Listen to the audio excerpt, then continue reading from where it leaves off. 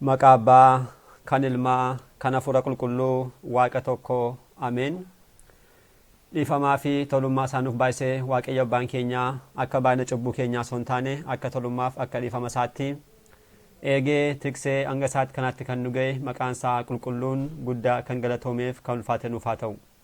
Maatiiwwan Waaqayyoo, ijoolleen haadha keenya qulqulleettii Dubroo Maariyaamii bakka adda addaa taa'uun sagalee kana kan dhaggeeffattan maqaa gooftaa keenyaa fayyisaa keenyaa Iyesuus Kiristoosiin nagaan isin gaafadhaa.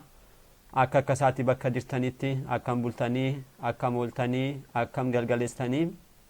Ameen. Gooftaan keenyaa fayyisaan keenyaa Iyesuus Kiristoos yeroo hundumaa akka baay'ina cubbuu keenyaa osoo hin taane akka tolummaaf akka dhiifama isaatti kan nu eegu sa'aatii kanattis immoo qulqulluu kan ta'e sagalee isaa akka dhaggeeffannuudhaaf eeyyamaaf jaala isaadhaan kan walitti nu qabe maqaan isaa qulqulluun guddaa kan galatoomeef kan ulfaate nuuf haa ta'u. Akkasumas deessuu gooftaa keenyaa haadha hunduma keenyaa yeroo hundumaa waa'ee cubbuu keenyaadhaaf mirgalma ishee dhaabbachuudhaan kan nuuf kadhattu haadha keenya qulqulleettii Dubroo Maariyaamii qulqulloota ergamoota Waaqayyoo qulqulloota abbootii keenyaaf harmoolii keenya hundumaaf akka kennaa isaaniitti galannii fi ulfinni isaaniif haa ta'u. Egaan maatiiwwan Waaqayyoo barumsa keenyaa jireenyaa fi hojii gaarii kiristaanummaa kan jedhuun barumsa keenya kutaa lammeeffaa boqonnaa lammeeffaa eegallee akka jirru ni beekama. Boqonnaan lammeeffaa egaa akkuma yaadannu hundi keenya hundeewwan hojii gaarii kiristaanummaa kan jedhu jechuudha. As keessaa kutaa lammeeffaa kan ta'u abboommiiwwan kurnaan kan jedhaman kakuu moofaa keessatti Waaqayyo karaa Musee addunyaadhaaf kan laate jalqabni akka jirru ni beekama. Keessumattuu kutaa darbe keessatti abboommii afuraffaa abbaa kee haadha kee kabajii kan jedhu ilaallee turre. Abbaa keenyaaf haadha keenya akkamitti kabajuu akka qabnu abbaa keenyaaf haadha keenya jedhamu kan danda'an immoo warreen nu da'anii alatti warreen kam akka isaan jiran sanallee ilaalleerra. Walumaa galatti isaan kana kan raawwannu yoo ta'e Waaqayyo abbaan keenya biyya lafaa kanarratti jireenya keenyaaf kan nu barbaachisu boodas immoo jireenya bara baraa kan ta'e mootummaa isaa akka nuuf laatu waadaa nuuf galeera jechuudha. Kanaafuu kana hundumaa kan raawwannu yoo ta'e Waaqayyo wajjirraan jiraachuudhaaf ni geenya jechuudha. Har'a immoo akka fedhaa fi Waaqayyootti kan barannu abboommii shaneffaadha kan ta'u. Abboommiin shanaffaa egaan yeroo darbe akkuma ilaalle hin ajjeesiin kan jedhudha. Hin ajjeesiin seera ba'uu boqonnaa 20 lakkoofsa 14 irratti kan argannu jechuudha. Guyyaarraa mata duree barumsa keenyaa kan ta'udha jechuudha. Egaan gooftaan keenya dursee abboommiiwwan kana karaa Musee addunyaadhaaf yeroo laatu calliseetuma kan laatu miti. Dursanii wantoonni raawwataman kanneen jiran sanarraa ka'uudhaan abboommiiwwan kanneen kennaman ni jiru. Akkuma kanaas immoo Waaqayyo akkasumatti raawwachuu kan qabnu kan nutti hime. Fakkeenyaaf warreen jalqabaa yoo fudhanne ana malee waaqa biraa waaqessin sanbata kabaji maqaa Waaqayyoo uumaa keetii tasu calliseetuma waamiin kanneen jedhaman kun raawwachuu kan qabnuuf akkasumas Waaqayyo jalqabumarraa kaasee wanta nuti taasisuu qabnu wanta ta'eedhaaf kan nuuf laatedha. Asirraa kaanee kanneen ilaallu garuu kan akka hin ajjeesiin kan jedhu kana Waaqayyo jalqaba du'a ofiisaatii hin uumne. Garuu dursanii kan Waaqayyo ofiisaatii hin uumin wantonni biraa raawwatamanii wanta tureedhaaf Waaqayyo maal taasise hin ajjeesiin jechuudhaan laate jechuudha. Kana dursuudhaan ajjeesuun bakka baay'eetti raawwatamaa tureera. Kaayyoon isaanii guddaan egaa Waaqayyo abboommii kana maaliif laate kan jedhuu fi namni kamiyyuu mataasaa balleessuu yookiin mataashee balleessuu nama biraattis immoo gocha akkasii raawwachuu fi akka ajjeesutti kanneen lakkaaman cubbuuwwan biroorraa akka of eeggannuuf yookiin akka of eeggatuuf jechuudha. Namni kamuu jechuudha. Cubbuuwwan akkasii kanarraatii akka of eeggatuudhaaf Waaqayyo hin ajjeesiin jechuudhaan abboommii kana dhala namaadhaaf kennuu dandeera jechuudha. Egaan gara namaatti gaafa yeroo deebinu lubbuun namaa akkasumaan tasa kan argamte miti. Keessumattuu Waaqayyo abboommiiwwan uumamtoota 21 erga uumee booda nama yeroo uumu kabajaan addattidha kan inni uume. Egaan namni maala hojii harka Waaqayyooti. Lubbuun namaas foon namaas harka Waaqayyoodhaan kan hojjetamtudha. Yeroo akkas jennu immoo lubbuu kan jalqabaa lubbuu addaamiif foon addaam qofatu Waaqayyoon harka Waaqayyoodhaan hojjetame osoo hin taane guyyaa har'aas nuti mataan keenya gara fuuddaattis kanneen dhalatan hundumtu hojii harka waaqayyooti malee tasa kanneen argaman miti. Tarii abbaa fi haati ijoollee isaanii ni da'u malee hin uuman. Kan uumanidha waaqayyodha. Kanaaf uumuu kan danda'udha waaqayyo qofadha jechuudha. Hojiin kun kan waaqayyooti.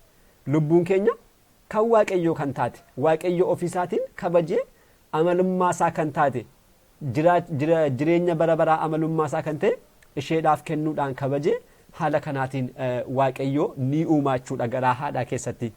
Erga kanaas immoo yeroo murtaa'eedhaaf foon wal jiran akka jiraattuudhaaf lubbuun namaa foon wal jirraan gara addunyaa kanaatti ni dhufte jechuudha. Kanas immoo kan taasisuudha waaqayyoodha ofuma isaa waaqayyo kana ni taasisachaadha. Lubbuun kun yeroo murtaa'eef waaqayyo yeroo inni isaaf kenne yeroo inni isheef kenne jechuudha. Foon wal jirraan foon ishee wal jirraadhaan jiraattee yeroon isaa yeroo ga'u immoo deebisees fooniif lubbuu adda baasuudhaaf kan danda'udha. Tokkicha kan teessuma waaqayyoodha. Waaqayyo malti kana raawwachuudhaaf aangoon kan kennameef hin jiru. Kanaaf waaqayyo lubbuu keenya isaa ta'u lubbuu obboleessa keenyaa yookiin lubbuu obboleettii keenyaa kamirrattiyyuu aangoo akka nuti hin qabne akkasumas jiraachisuudhaafis dabarsuudhaafis aangoon kan isaa kan ta'e aangoo kan waaqayyoo qofa akka ta'e akeekachisuudhaaf waaqayyoo maal jedheera hin ajjeesinaa jechuudhaan abboommii kana nuuf laachuu dandeera jechuudha. Kanaafuu lubbuu dabarsuu kan danda'u fooniif loon adda baasuu kan danda'u jiraachisuus kan danda'udha waaqayyo qofadha jechuudha kan saadha. Waaqayyo guyyaa hamma lubbuu tokkoof laate foon sana of jiraan amma isheen turtu amma laaftee sana ofii isaatii murtee kenneefi yeroo sun yeroo dhumu immoo ofuma isaatiin adda baasuu kan danda'u jechuudha. Kana alatti garuu namni kan raawwatu yoo ta'e abboommii kana cabseera jechuudha. Egaan waaqayyo hin ajjeesiin nuun jedheera.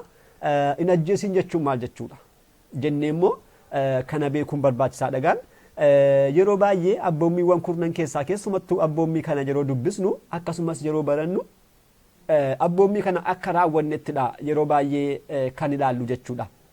Maaliif garuu hin ajjeesiin kan jedhu namni lubbuu nama tokkoo qofa waanta hin baasneef lubbuu kan mataa isaas immoo balleessii waanta jiruuf qofa abboommii kana eegeera abboommii kana kabajeera jechuudhaan dubbachuu dandeenya. Kun garuu rakkoo maalirraa kan uumamudha. Maalummaa abboommii kana maalummaa hin ajjeesiin ajjechaa kan jedhu maalummaa isaa wallaalurraan kan ka'e waan ta'eedhaaf ajjechaa jechuun maal jechuu akka ta'e beekuun barbaachisaadha jechuudha. Walumaa galatti barumsa kanaan ajjeesaa jennee ajjechaa yookiin immoo ajjeesuu jechuudhaan kan kaasnu tuqaawwan afur ni jiru. Kan jalqabaan foon ajjeesuudha.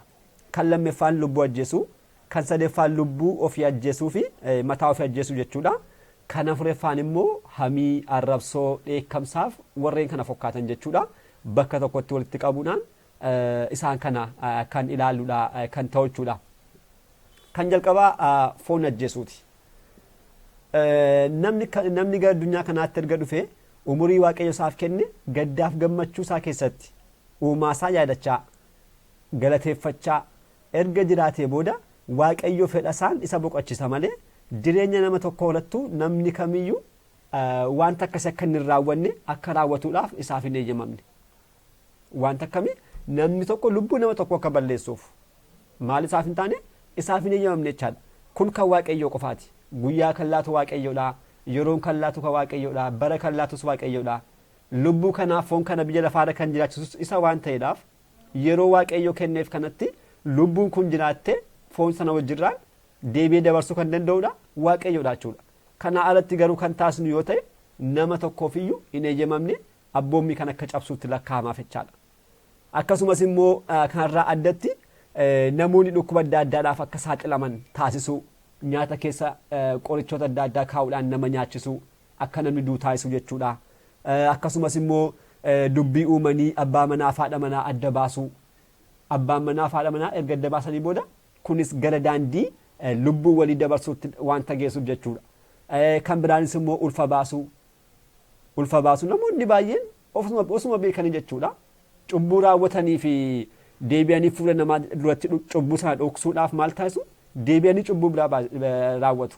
Kanatti keessumattuu obbolaawwan keenya shamarroonni gaa'ela dura walqunnamtii saalaa hin barbaachisne erga raawwatanii booda gadameessa isaanii keessatti mucaa aftu sana of keessaa baasuudhaan lubbuu biraa ajjeesu.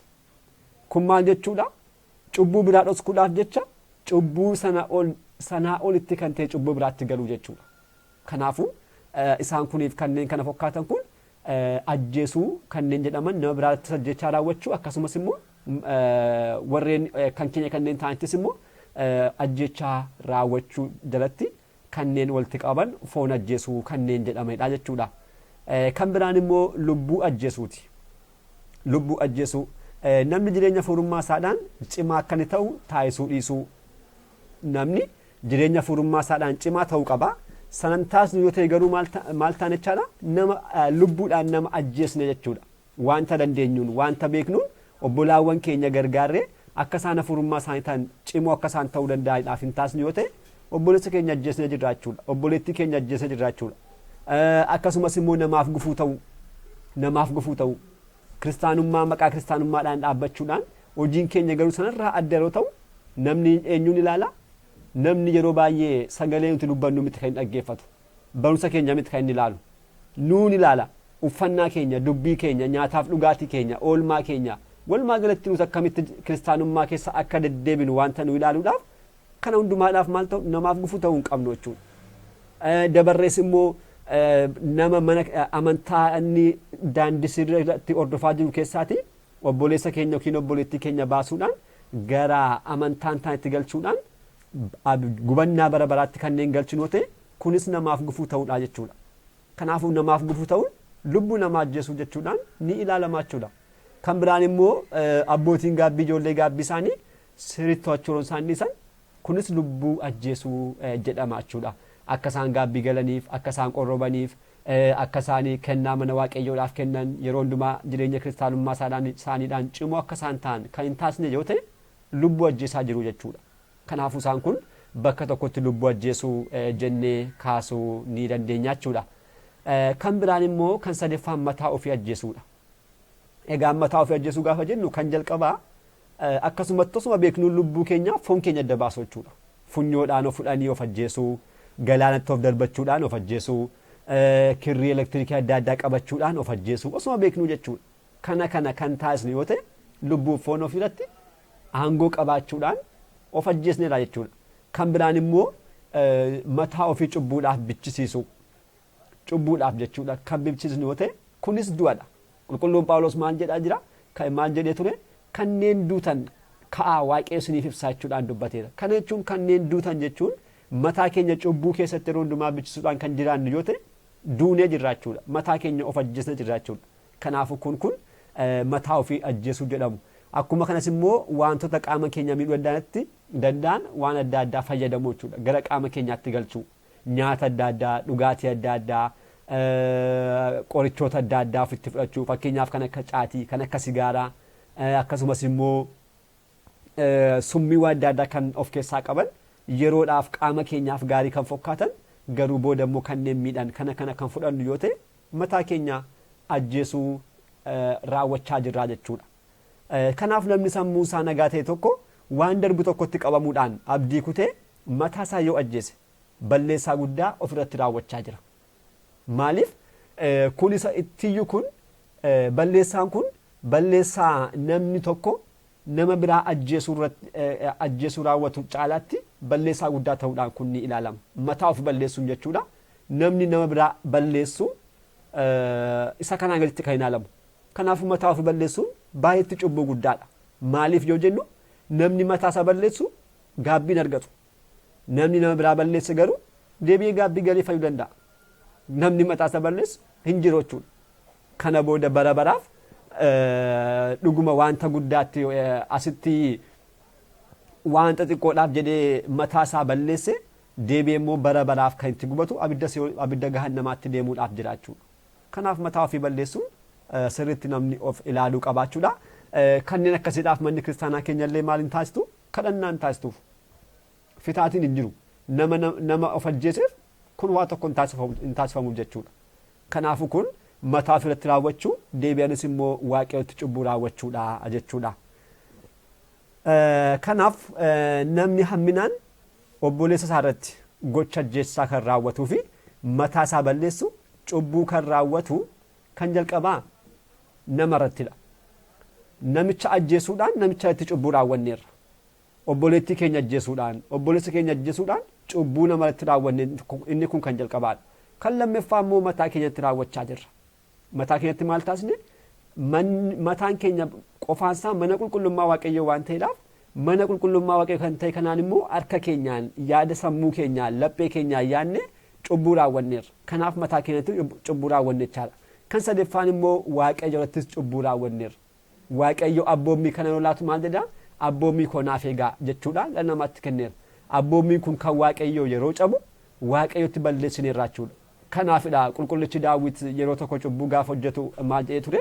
Cubbuudhaan erga kufee booda gaabbee yeroo galu waaqayyo irratti yaa waaqayyo sitti balleesseera si yakkeera jechuudhaan dubbate jechuudha. Si yakkeera jechuun seeratti keessa darbeera jechuudha. Kanaafuu kanneen akkasii yeroo raawwannu mataa ofirratti cubbuu raawwanneerraa namarratti raawwanneerraa deebinees immoo waaqayyo uumaa keenya irratti cubbuu raawwanneerraa jechuudha. Kanaaf isaan kun beekamuu qabu. Dursees yoo laalle waaqayyo ajjechuu yookiin du'a hin uumne wal ajjeesuus hin uumne du'a mataa isaa hin uumne waaqayyo. Dhalli namaa cubbuuwwan akkasii cubbuuwwan baay'eedha diiyaabiloos irraa kan balate isaan keessaa tokko isa kanadha. Ajjeesuu, ejjaa, sirba kanneen akkasii kan namni mataa isaatti bakka fidee hin qabu. Namni yaada isaadhaan uumama isaadhaan maala qulqulluudha. Garuu isaan kun immoo gara jireenya namaatti kan dhufan diiyaabiloos irraadha. Isaan keessaa tokko maala ajjechaadha. Ajjechaan diiyaabiloosiin gara namaatti kan dhufedha. Jalqaba Qaayel duuta akka jiru hin beeku ture. Garuu diiyaabiloos irraa barachuudhaan obboleessaa kan ta'e Aabeliin ajjeesuu danda'eera jechaadha. Erga sanaa immoo ijoolleen isaanii isaarraa fudhachaa dhufuudhaan hanga guyyaa irraatti haala kanaatiin namni wal ajjeesaa jiraachaa jira jechuudha. Dhuguma waaqayyo gooftaan keenya du'a akka hin uumnee fi wal ajjeesuun akka hin jirre akkasumallee yeroo cubbuu raawwannu immoo kanatti akka inni gaabbu kitaabni qulqulluun dhugaa nuuf ba'a. Kitaaba ogummaa Salamoon jechuudha boqonnaa 1 lakkoofsa 13-16 yeroo ilaallu haala kana isa kana sirriitti nuuf ibsa maal jedha? Waaqayyo du'a hin uumne jiraata akka ta'uudhaaf uumeera. Badiinsi namaa san gammachiisuuti hojii akka keessaniidhaan du'an fidinaa. Uumamni namaa fayyinaaf waan ta'eedhaaf isa bira wanta hundumaa kan balleessu summiin du'aan jiru. Namoonni waaqayyoo irraanfatan garuu du'a jechaan waaman hiriyyaas taasifatan kanaanis ni badanii jechuudhaan ogeessi Salamoon haala kanaadhaan dubbateera. Kanaafuu waaqayyo du'a hin uumne jechuudha. Yeroo itti du'a nama ajjeesnu mataa keenya illee hojjesnu maal ta'a? Ni gadda jechuudha. Waaqayyo ni gadda. Harka keessaniin du'a ofitti hin fidinaa. Maal badiinsi namaa san gammachiisuuf jechuudhaan kitaabni qulqulluun nuuf barreesseera jechuudha. Kanaafuu kana waaqayyo kan hin uumne kana ofirratti raawwachuus haa ta'u nama biraarrattis immoo raawwachuun nurraan eegamu jechuudha. Kan xumuraa immoo hamii, arrabsoo fi dheekkamsa akkasumas immoo kanneen isaan fakkaatan warreen birooti. Isaan ganakaa gooftaan keenyaa fi fayyisaan keenya Yesuus Kiristoos hin ajjeesin kan jedhu irratti yeroo hiikee barsiisetti bal'inaan barsiiseera. Keessumattuu lallabaa tuulluu kan jedhu gara fuulduraatti kan barannu irratti seerota wangeelaa 6 kanneen jedhaman keessaa tokko kan ta'e isaan kanadha waan ta'eedhaaf maal jedha gooftaan keenya?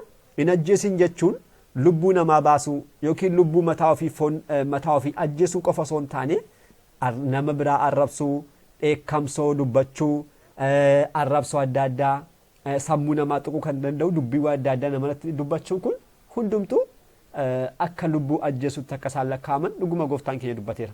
Egaan isaan kana bal'inaa asitti hin kaasnu gara fuulduraatti barumsa keenya keessatti waan argannuudhaaf seerota wangeelaa 6 kan jedhuun yeroo itti deebinu bakka sanatti kan argannudha kan ta'u jechuudha. Egaan waa'ee ajjechaa amma kanaa yoo jenne wantoonni dhala namaa gara ajjechaatti galchan immoo maalidha kan jedhu beekuun barbaachisaadha. Maaliif sanarraa of qusachuudhaaf jechuudha. Egaan namni akka nama biraa ajjeesuudhaaf akkasumas immoo mataa isaa akka balleessuudhaaf diiyaabiloos laphee namaa keessatti kan inni uumu wantoonni baay'een jiru. Isaan kun namarraa osoo hin taane diiyaabiloos beekama jechuudha. Nuti isa wajjirraan abidda walitti akka gubannuudhaaf isa wajjirraan booda gahaannama akka galluudhaaf nama ajjeesuu akka qabnuuf sobee waa tokko nu keessa galchaachuudha. Isaan kun fakkeenyaaf muraasa isaanii kaasuudhaaf hinaaffii, hamminummaa, arrabsoo, jibba, aarii isaan kana nutti mul'isaa jechuudha. Fakkeenyaaf aarii namni gaafa aaru beekaa aarii kana keessaatti ba'uu kan dandeessu yookiin mataa kee ajjeesuudhaan yookiin immoo nama abaluu kan jedhamu kana yoo ajjeeste malee kana alatti fallisiif hin jiru jechuudhaan sammuu namaa keessatti waan akkasii ora. Kana booda namni kun dhugaatti fokkaachuudhaan maal taasisaa? Dhaqee obboleessa ajjeesaa jechuudha yookiin mataasaa balleessaa jechuudha.